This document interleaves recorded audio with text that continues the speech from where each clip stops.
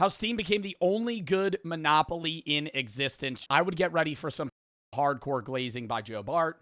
Right now, I'm Picasso, but I am holding a paintbrush and I'm dipping it into some honey butter and lathering it all over Gabe Newell. Okay? Because Gabe N is probably the most goated guy in the world IMO in terms of creating probably the coolest platform for video game searching and usage of all time. Shouldn't exist. Okay, hear me out for a second. Steam shouldn't exist, brother. Alone, the fact that they have, I said that backwards, the fact that they have their summer sales in alone, where stuff is 85% off, my God, right? I mean, you could literally, I know people that only buy games during those sales.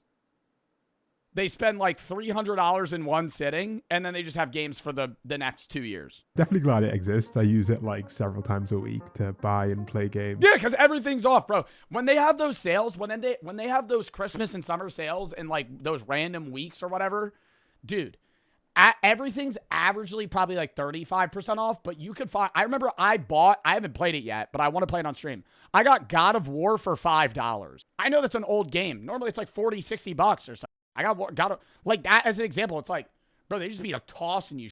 I know that's in collaboration with the devs. I just think that Steam as a platform has so many games and is so easy for indie devs to like get their game on there. And it makes my life easier to find games. The only thing that I complain about Steam is that finding games if you don't know what you're looking for is hard. Like, I wish they had a more Netflix-esque scrolling feature where you could, look through categories. And they do, but they always just show you the same 8 games.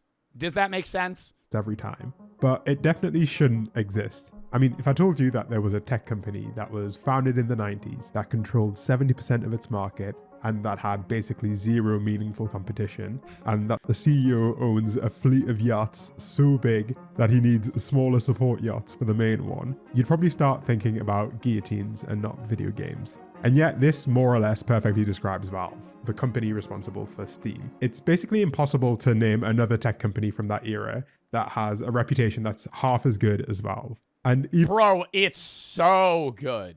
So good.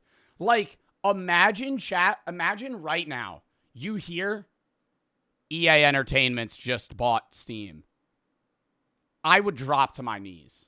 I would drop to my fucking knees. I would cry. I would scream right to the heavens, man. That would be the worst thing. Like, dude, anybody, even if it was like Microsoft just bought Steam, I'd be pissed. I'd be fucking pissed. Like, oh my God, because they would just ruin it. They would ruin it. A litany of admiration and good reviews for Gabe Newell, the founder, in a way that very few people seem to talk about, say, Zuckerberg or Bezos. Valve and Steam have won at the game of capitalism, and they've effectively monopolized an entire business. And yet they are, at the same time, lauded as one of the best examples of a consumer-friendly product. And it makes no sense at first glance. So how did they do it? How did Steam beat capitalism without getting greedy? Valve, actually, because they are a monopoly in the PC space. Like, chat, of all the games, if you're a PC person, of all the games you own, what percentage of them were bought on Steam? 95%.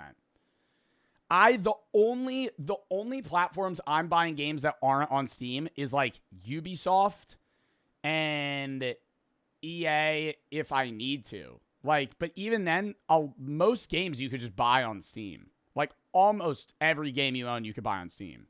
Corporation is without a doubt one of the most important companies in all of technology. It was founded by 2 guys. BattleNet. Yeah, BattleNet. But even then, rarely BattleNet. Wow. Look at Gabe Newell. Hubba. Gabe Newell and Mike Harrington, who left Microsoft in 1996 to pursue a dream project, creating their very own video game from scratch. Their debut project was Half-Life, and it was so successful that it still is today considered one of the greatest video games of all time. And since then, they've released a lot of bangers. Half-Life, Team Fortress, and Counter-Strike are all still incredibly popular series and have millions of players every day collectively. But after release, I'm going to have to take that their Counter-Strike numbers are inflated, though. I'm sorry, Gabe. I'm sorry, Gabe. I don't think Counter-Strike's averaging 1.2 million players concurrently all the time. I refuse to believe that. I refuse to believe that. There's no way. I'm sorry. I love Steam. I love Steam. I love Valve. I have a Valve headset. I love the games. I have nothing wrong with CS, but there's no way. 1.3 million concurrently all the time.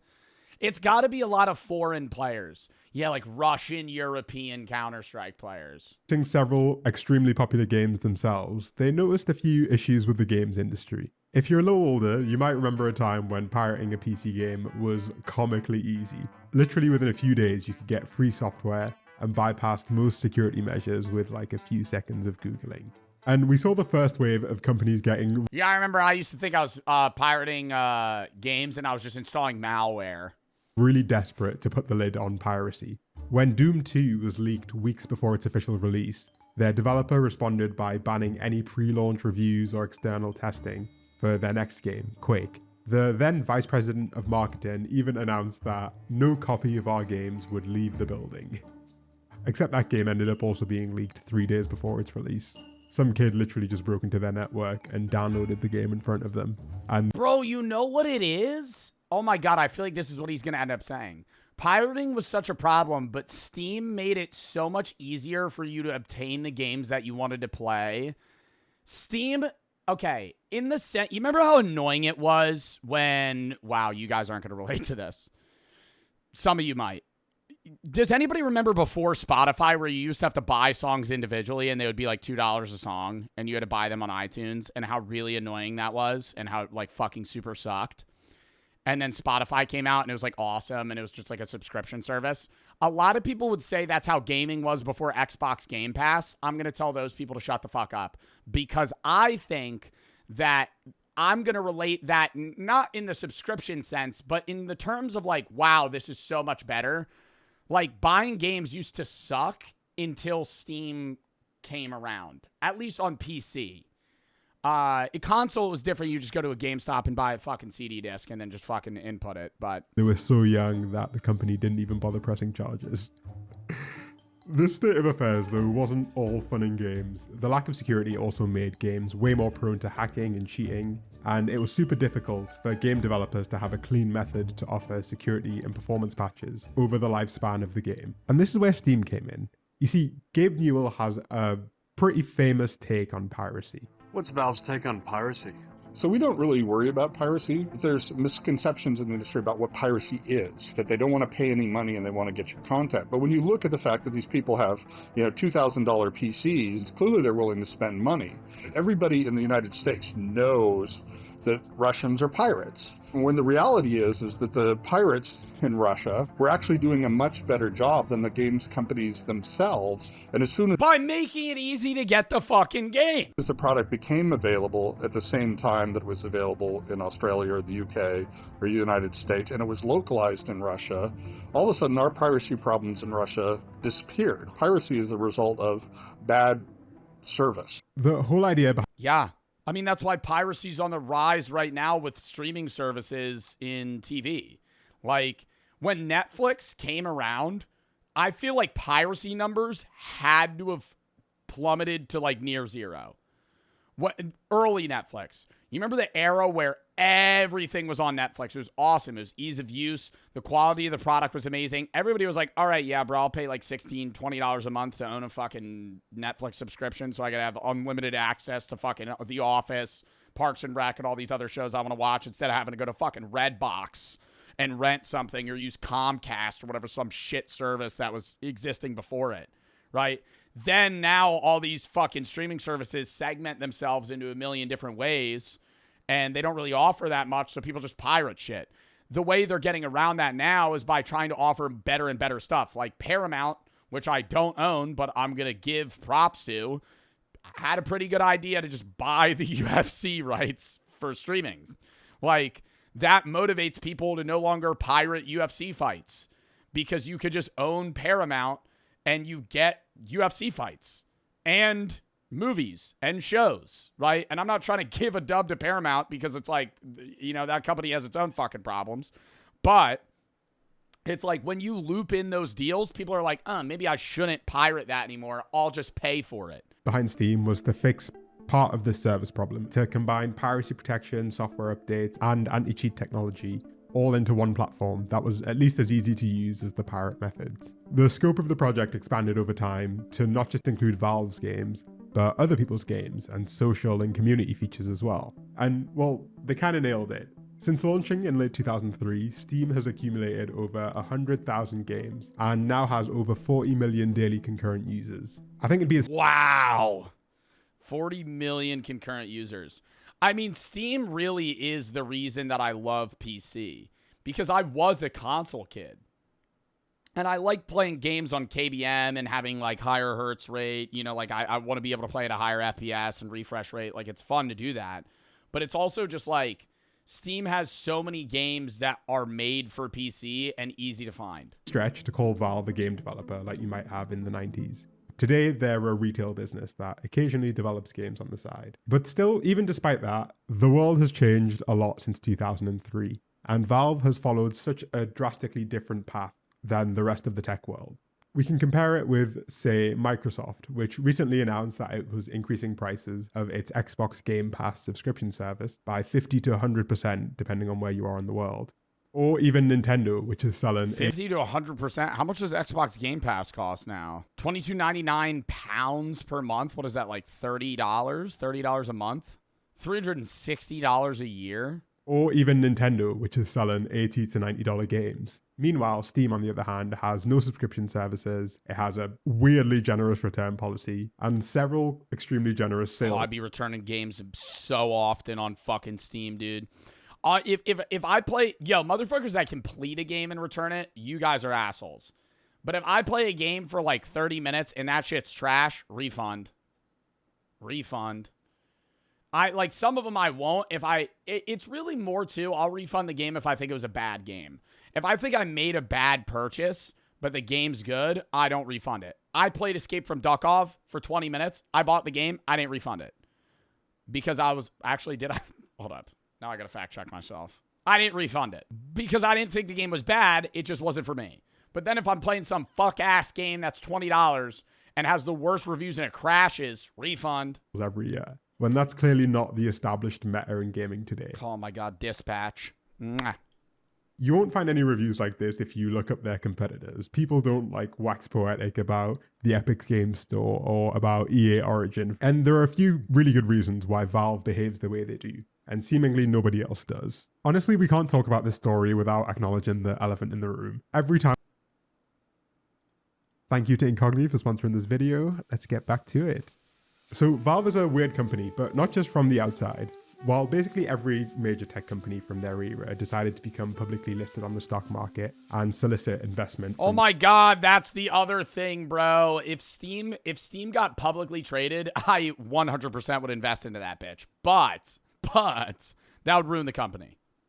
That would ruin the company for sure. Because then you're doing things for investors rather than making a good. It's always about like profit and margins and like what were the returns versus actually creating something that's like good for the people. Because a lot of the time, like having the right move as a business isn't going to be the thing that immediately gives you profit. Public. Valve has had a really quite different approach. They've remained completely private since being founded, and as a result, it can be hard to find out pretty much anything about how the company works. But some people have done their best to dig deep. Is Steam going public? I'm going to throw up if they go public. Hold up. No. Valued over around $7 billion. Remains private to maintain control, avoid public financial disclosure, and prioritize long-term objectives over shareholder demands. That's what I love. Get some information. The biggest advantage, first of all, of them being private is how they set goals. A public company like Meta has... What does going public mean? You can own part of the company. If a company... You could own part of a private company, but you have to know the right people to be able to buy part of a private company. But like, when if you buy... Like, Microsoft goes public. You buy stock. You own part of Microsoft. You own a very, very, very small part of Microsoft. But, like, you have a share in the company that might give you dividends to incentivize reinvestment or continued holding. Like, there's a lot of stuff that goes into stocks. Every quarter, they have to announce and subsequently beat their earnings estimates. The share price has to keep going up, and even a small dip in revenues can be pretty disastrous for the future of a huge publicly listed company. Yeah, and that's why with Meta, you have Mark Zuckerberg every 6 months going, this is going to be the new thing. Call grandma. Meta glasses. Call grandma. The line has to keep going up, and the collective tech industry realized a while ago that the best way to do that is to acquire as many users as humanly possible, and then you start squeezing them for everything they're worth. You add in a subscription plan and you can get consistent monthly recurring revenue, which makes it easier to... Yeah, paying for a verification badge is whack, bro. Motherfuckers be like, why aren't you verified? Because I'm not paying fucking $15 a month to get fucking verified, bro. Create these earnings estimates. You can shoehorn in blockchain, cloud, or AI, depending on what year it is, and you got another couple $100 billion of investment, easy peasy. And the strategy has worked so effectively for them. Microsoft, Apple, and Amazon are all literally trillion-dollar companies. Yo, you remember when they made it like a subscription service to get verified on like Meta and Twitter, and it was no longer like something that was needed for you to be like a famous person or something like that, and everybody was like, dude, I'm verified. Bitch, you paid for it. Bitch, you paid for it. What? Like, I feel like that's like, that's lame. Like, that's not cool that you're verified now. And Amazon brought in $640 billion in revenue in 2024. Even the most generous estimates put Valve's revenue at like 1 to 2% of a platform like Amazon. And that's a pretty big downside if your goal is to make the biggest company on the planet or to become the most powerful person on the planet. But that's not the case at Valve. Being private offers a hell of a lot of benefits. You're only bound to the will of a handful of owners who can think on a much longer time frame, who can do stuff because they think it's a good idea. And they don't have to cater to whatever's trendy in the market just to keep their business solvent day to day. You'll actually notice that the Steam interface has barely changed since the original launch. There's no AI chatbot in there, and their changes operate under... Oh my god, imagine they added that, dude. Another version of fucking Grok. Ugh. Not ones that look like what the market wants to hear. And that philosophy has kind of permeated the entire company from top to bottom. A few years ago, a copy of their internal employee handbook leaked and revealed a lot of weird stuff happening inside Valve. Valve is a company where no one has a formal manager, projects are completely self-organized, and employees decide how they allocate 100% of their work time throughout the week. The handbook literally tells employees that they should only work on a project that they believe is important enough for them to work on. They have a section all about work-life balance, which directs newcomers towards a specific employee that they can speak to if they need more encouragement to take time off. There's so much stuff in here that would never in a million years pass the approval structures of your average public company, where having power over people is kind of the point a lot of the time. Stuff like nobody has ever been fired at Valve for making a mistake, and working overtime for extended periods indicates a fundamental failure in planning at Valve. These things are pretty wild to see in a corporate handbook, and clearly Valve has put a lot of thought into creating a company that actually does seem to get quite a lot out of its people, especially given how small it is. I've kind of been glazing these guys up until this point, alright? And in the world we live in, they're clearly not the worst tech bros out there. But it's important to remember one thing about Valve. It's not a charity, okay? It exists like literally every other company of this scale to make a lot of money. And it does that incredibly well. The CEO, Gabe, isn't suffering because of his choices. He hasn't sacrificed anything in the... Yeah, but it like doesn't annoy me when I see Gabe on a super yacht playing on his little Steam Deck. I go, this guy made a good product. Right? It's like the inventor of the ShamWow. Good on you, buddy. Good on you, buddy. Go buy a super yacht. The pursuit of this business model, right? He's got an armada of yachts and is currently building a $400 million super yacht, which is about the same price as a Boeing 747 passenger jet. And I don't know how many times you might need to hear this, but you don't get quite to this level without doing at least some degree of shady business. And Valve has not been immune from that. Honestly, the most important reason why Valve continues to operate the way it does is because it works incredibly well at making money. Their revenue per employee is higher than basically every other major tech company, and they just like print money with Steam, which is likely the reason why we've seen so few actual game releases from a company that was created to release games. Well, because they don't need to fucking do anything, bro. I mean, on the downside for like creators, they have to share a part of the profit with Steam, but like everybody wants to use Steam. Like if you're making a game, you gotta drop your shit on Steam or you're cooked. Like nobody's gonna buy that shit. It makes a lot more sense to just sell other people's games and benefit from the upside of a successful hit and take little to no risk if a huge project flops on their platform. Even once you're aware. Oh, yo, dude, don't make fun of fucking, what was the name of this game? I did an ad for it. The greatest game of all time. Sorry, I'm blanking. Oh, Concord. Greatest game of all time. Forgot about, yeah. Difficult to understand why they haven't been dethroned yet, especially given that the competition collectively has access to trillions of dollars. Now, part of it is just that the PC market has grown year on year.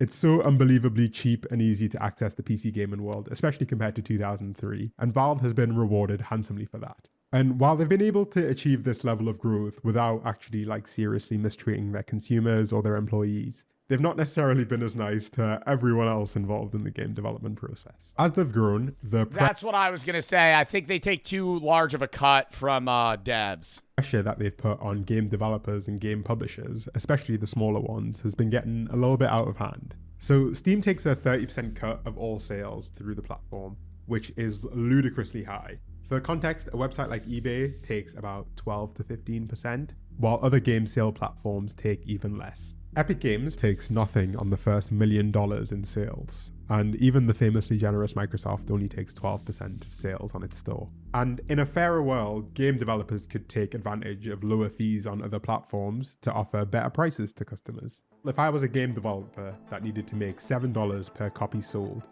in order to recoup my initial costs, then I could charge $10 on Steam as a Damn, bro. So Steam's really getting a share of that money in every fucking purchase.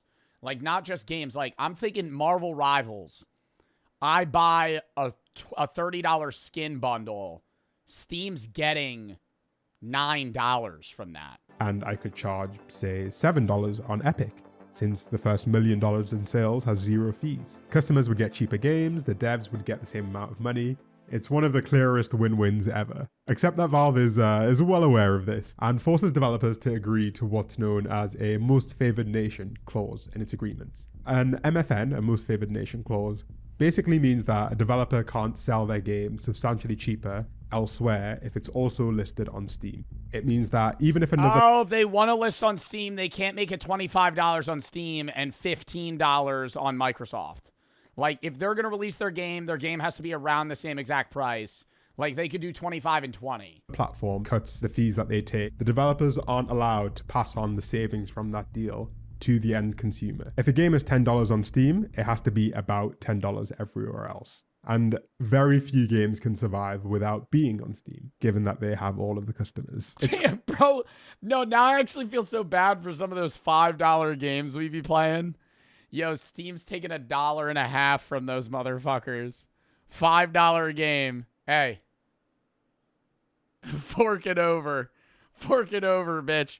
Give me the $1.25. Created a setup where Steam looks like the best deal, in part because it literally pressures developers and publishers to not offer a better deal elsewhere. And while most competitor platforms actually offer pretty generous deals to smaller developers, Steam does the opposite. Games that sell millions and millions of copies end up receiving a better split. This isn't because, I don't know, Activision needs the money, but it's because Valve understands as a company that the big developers are the ones who have the true bargaining power, the ones who could have significant impact if they try to leave. Damn, so like if you're Marvel Rivals, sorry I keep bringing up Marvel Rivals. If you're Marvel Rivals, you're probably getting a 20% split, not 30. Top 100 games, 91% of total annual revenue. And by offering them these generous deals, they encourage them to stay on Steam from day one. Indie developers who sell 50, 100, or even 10,000 copies of a game don't have a fraction of the bargaining Get to Work sold way more than that, but they're still probably getting 30%. power. And so there's no need to offer them a better deal. I mean, this is like clearly pretty anti-competitive if you ask. What are the top 100 games on Steam? Top 100 games account for 91% of revenue? Arc Raiders. Oh my God. How many... dude, Arc Raiders had to have made so much money. Top 100 games on Steam right now. This actually isn't shocking to me looking at these stats. Hold up, let me show you guys. Counter-Strike 2, no shit. Arc Raiders, Steam Deck, that's just, you know, people buying the platform itself. I wouldn't, like, that's not a game, but I get it being there. Half Sword is 4? Oh, it's new. Marvel Rivals, No Rest for the Wicked, Fallout 76. Cairn, people have been recommending. I do want to try that game. I know that's new. Fallout 4. Do you think the Fallouts are popping right now because of the show? Which is why you see exclusive releases as a method of competition. But people hate having to download a whole separate app to play a one game because it's annoying and it feels anti-competitive. It feels like the wrong way to compete in this space. And by the way, I'm not like pretending that the Epic Games Store is like some pariah of the gaming industry, okay? They would definitely be doing the same shit if they could, right? They're just annoyed that they can't. They're actually really annoyed that they can't because the CEO of Epic Games has been on this warpath for many years now.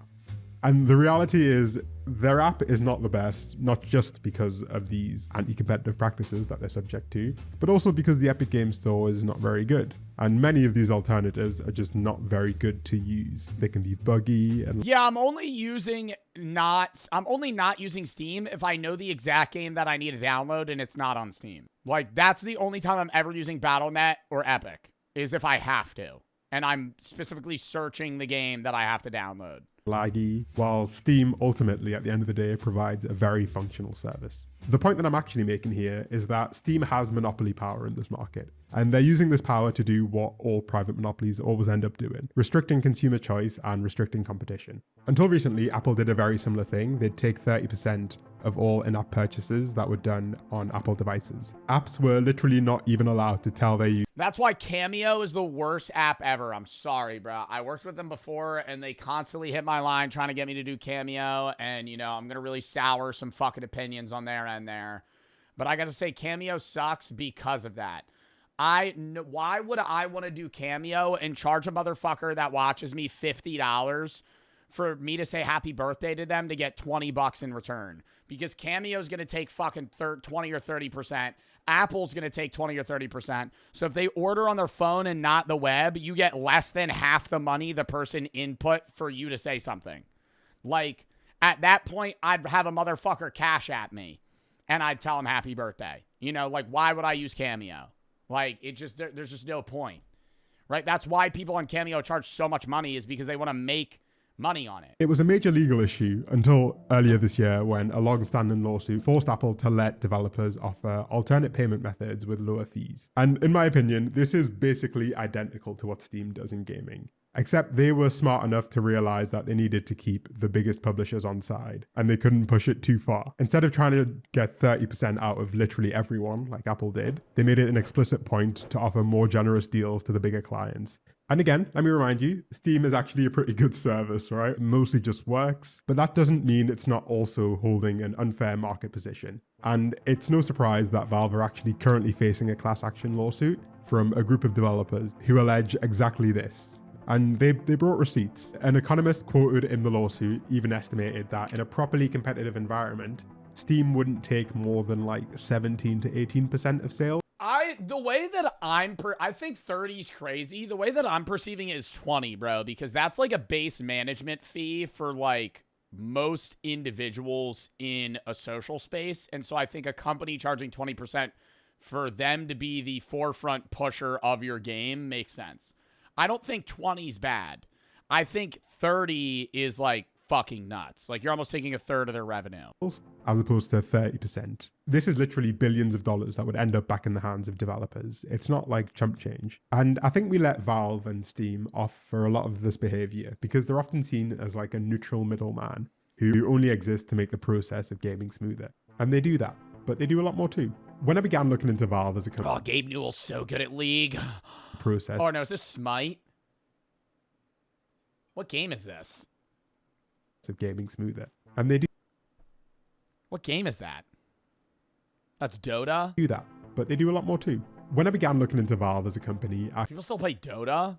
quickly found out that they have some pretty important issues that they're yet to solve. Despite the fact that they give employees tons of freedom to decide what they work on, their staff rarely stay as lifelong Valve employees. One analyst even said that, "I've not met anybody who had a career there. They last long enough to make money, but the developers that I've known there have left for greener pastures because the company doesn't publish games." But you'll notice that Valve hasn't actually completely given up on games, and the ones they've decided to keep tell us a lot about Valve's thinking. Once upon a time, they were really Gambling.